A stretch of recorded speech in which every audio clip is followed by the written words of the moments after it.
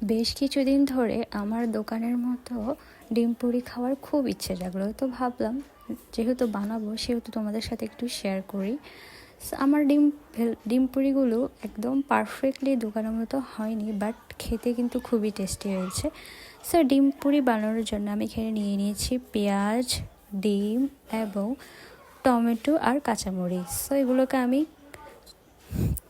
কেটে নেব, কেটে দেন এগুলোকে আমি ভালোভাবে মিক্স করে নেব একটার সাথে।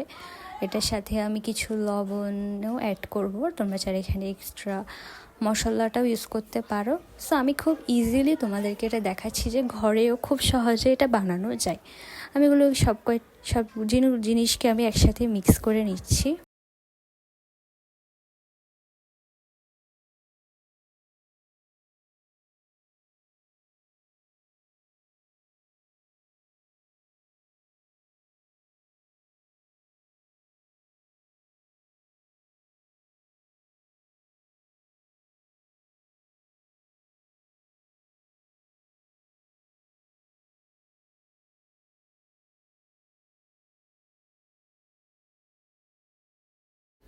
আমি এগুলো ভালোভাবে মিক্স করে নিয়েছি।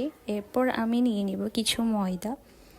এখানে ময়দার সাথে হালকা করে লবণ দিয়ে দিব আর কিছু গরম পানি দিয়ে আমি ভালোভাবে ময়দাগুলো মেখে নেব। শুধু ময়দা দিয়েছি, আর কোনো কিছু দিইনি।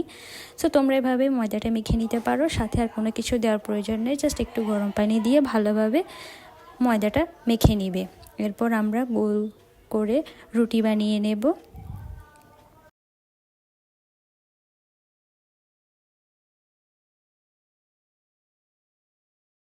রুটি বানানো হয়ে গেলে আমরা সেই মিক্স করা ডিমটা এখানে রুটির মধ্যে দিয়ে দেব। এরপর রুটির চারপাশটা আমরা এভাবে বটে দেব যাতে ডিমটা বাহিরে না বের হতে পারে, তাহলেই হবে। এভাবে আমি যেভাবে করে রুটিটা বটে দিচ্ছি, তোমরা চাইলে এভাবে বটে দিতে পারো, তাহলে কি হবে, ডিমটা আর বের হবে না রুটি থেকে।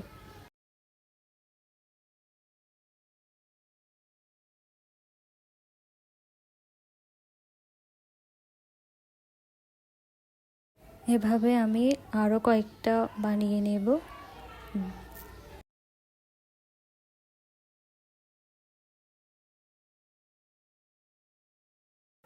এখানে আমি বেশ কয়েকটা বানিয়ে নিয়েছি, তোমরা দেখতে পাচ্ছ। এরপর আমি এখানে সয়াবিন তেল নিয়ে নিব একটা কড়াইয়ের মধ্যে।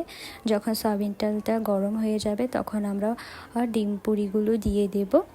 এরপর হয়ে যাবে ডিম পুরিগুলো হালকা তেলে ভেজে নেব। তোমরা দেখতে পাচ্ছ আমার ডিম পুরিগুলো হয়ে গেছে। তোমাদের সুবিধার্থে আমি ডিম পুরির ভিতরের অংশটা দেখাই, হয়তো ভাববে যে ভিতরের অংশটা কাঁচা, না, দেখো ভিতরের অংশটা হয়ে গেছে। আস্তে অল্প আগুনে এগুলো ভেজে চাইলে তোমরাও এভাবে বানিয়ে খেতে পারো। এটা খুবই সহজ।